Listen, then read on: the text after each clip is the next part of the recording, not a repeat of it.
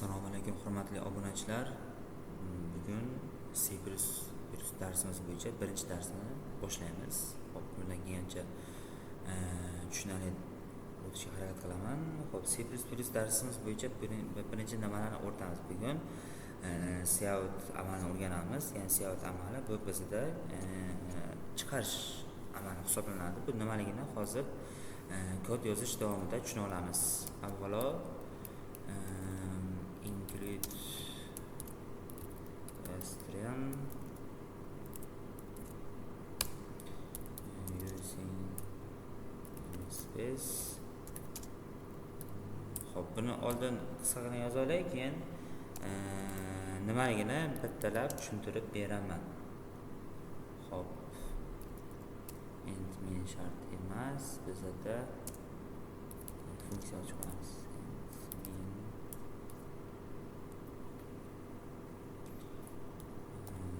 Cout mana shu amalni o'rganamiz. Cout. Xo'p, salom, mening ismim Abbos. Xo'p,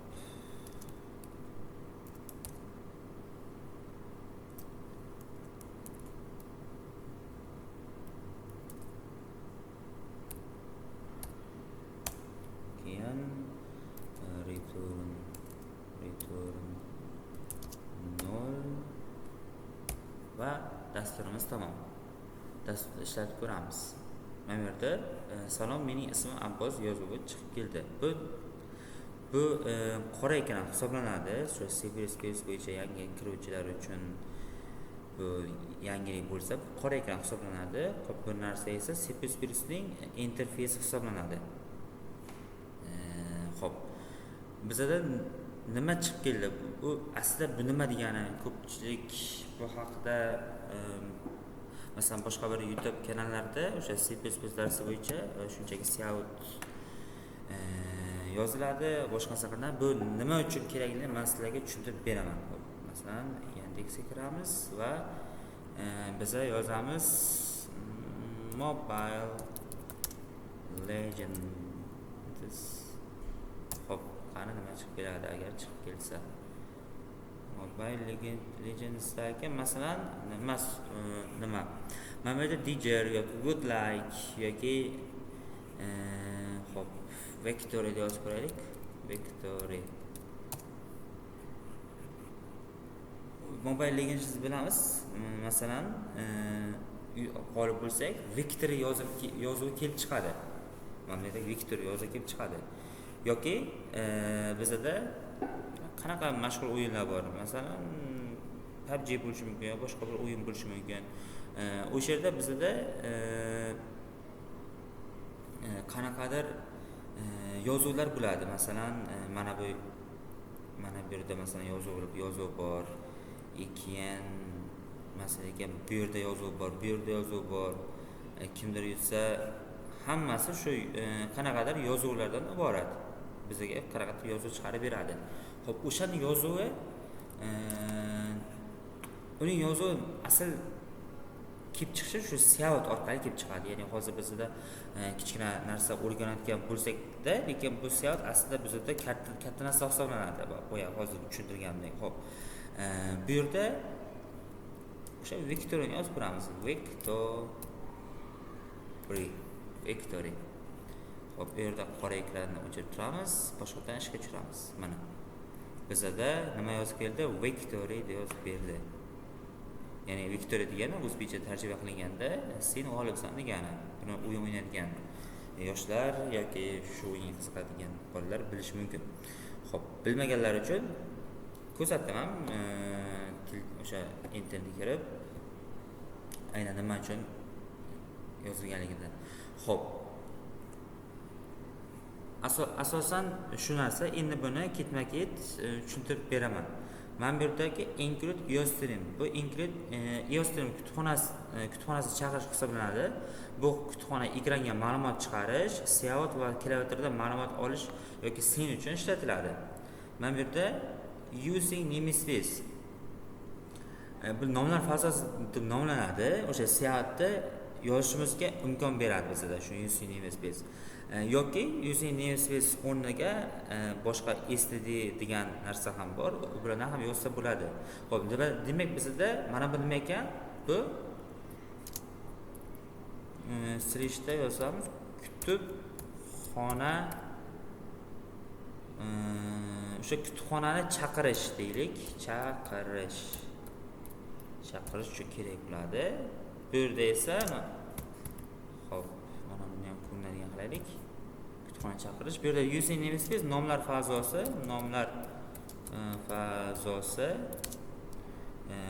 fazosi asosan o'sha Cout va hozir keyinchalik o'tiradi. Senni chiqarish uchun ishlatiladi. Bundan keyingisi bizda endmain. Endmain C++ dasturi uchun aynan bitta funksiya hisoblanadi, ya'ni dasturning tanasining boshlanishi. Masalan, dastur qanaqadir tanadan iborat. Masalan, dasturda daraxt deylik.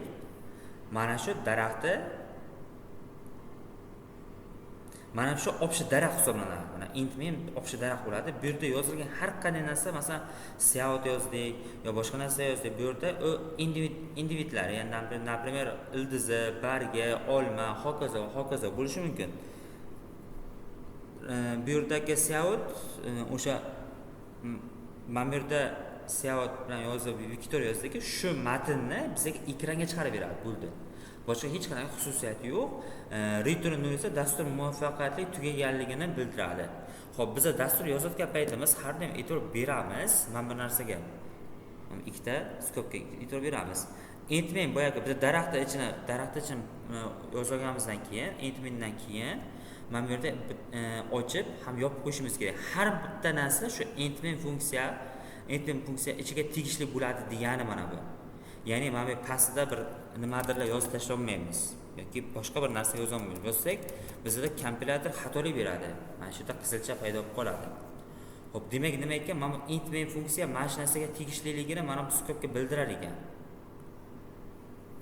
Xo'p, bizda endi yana nimalar o'rganishimiz mumkin?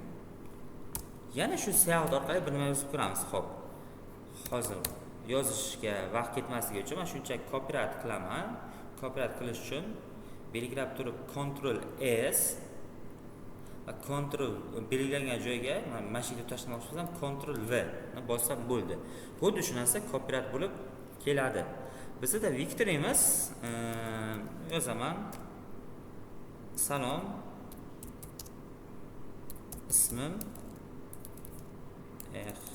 Ismim Abbos. Xo'p. Bu yerda yoshim 27 da masalan. Xo'p, yana Ctrl S, Ctrl V qilib bir nechta narsa yozib tashlaymiz. Yoshimiz 27 da yana nima? 5 yil tajribaga ega C++ asoslari fani o'qituvchisi. Xo'p, 5 yil deylik. Xo'p, yana nima bo'lishi mumkin? Rangim, yoqtirgan rangim yo'q. Xo'p, yoqtirgan rangim bilanmi? Xo'p, men yoqtirgan rangim qizil deylik. Bu yerda bu narsalarni eslab qolish kerak deymiz. Qizil emas, men o'zi aslida havo rangini yoqtiraman. Havo rang, yashil. Oyda yoshligim shu qizil yoqtirganman. Xo'p, birdan xatolik bermaydi. Xo'p, siz nima chiqib keldi mana? Bu yerda salom, ismim Abbos yoshim 27da 5 yil tajribaga ega C++ asoslari fan o'qituvchisi. Yoqtirgan rangim havorang va yashil. Bu narsani xatoga ketib qolibdi. Eslab qolish kerak. To'g'rilab qo'yaylik. Chunki har bitta narsa aniq yozilsa ishimizga oson bo'ladi. Xo'p, endi yana bu siyovat qismida bitta narsani tushuntirib ketaman. Bu ko'pchilik ahamiyat ega olmaydi, lekin men buni tushuntirib ketaman. Xo'p, qarangizlar. Mana bu yerdagi ender nima vazifani bajaradi? Bu yerdagi ender shu vazifani bajaradiki, xo'p, mana bu yerda o'chiramiz, masalan, o'chirdim va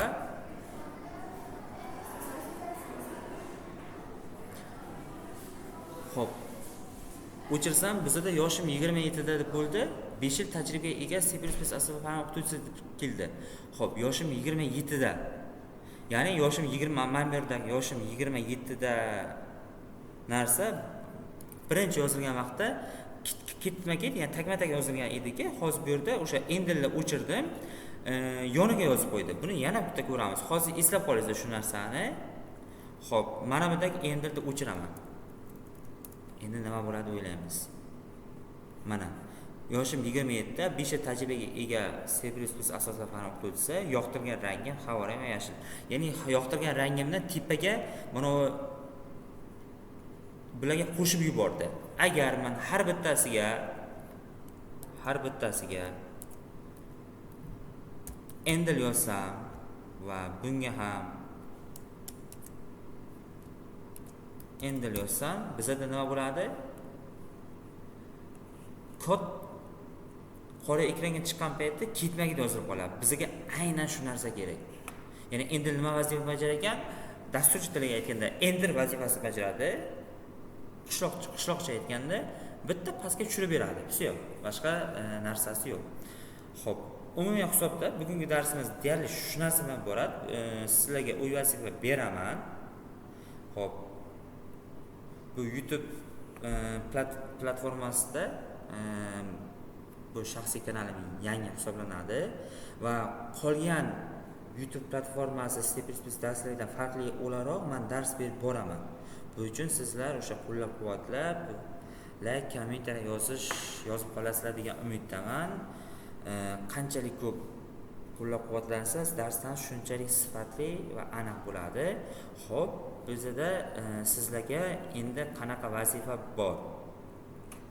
Vazifa mana bu yerda yozib ketaman. Xo'p. Vazifa, birinchi vazifa kattalashtiramiz.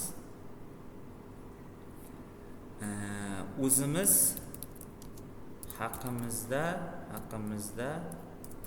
ma'lumot yozamiz va uni ekranga chiqaramiz. Xo'p, bu birinchi. Ikkinchi vazifa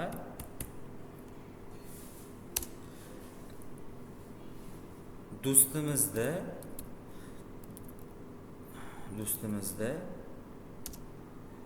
ya'ni ta'riflaymiz.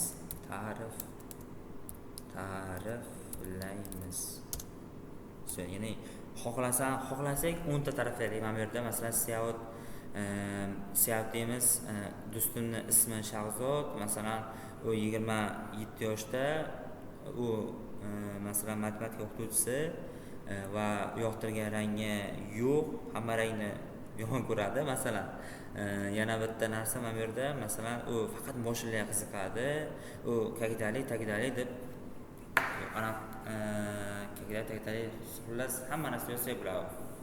Bu yerda vazifa limit 10 ta, ya'ni do'stingiz haqida 10 ta fakt yozing. Bu yerda o'zimiz haqimizda kamida 10 ta hammayni 15 ta bo'lsa 15 ta ma'lumot. Chunki o'zimiz haqida ma'lumotimiz ko'p bo'lar-ku, ma'lumot yozamiz. Xo'p, vazifa quyidagidan iborat. Keyin Telegram kanalim bor. U yerda ham darsliklar joylab boriladi. Kimdir YouTube'da qanaqadir imkoniyat bo'lmasa, u Peris tomonidan Telegram kanalida muhokama guruhi ochilgan. muhokama guruhida o'sha tushunmagan joylaringizda bemalol so'rab, u yerda ham auditoriya bor. Bir-birlaringizga yordam bersangizlar bo'ladi. Bugungi darsimiz shulardan iborat. Kanalga obuna bo'lishni unutmang. Sog' bo'linglar.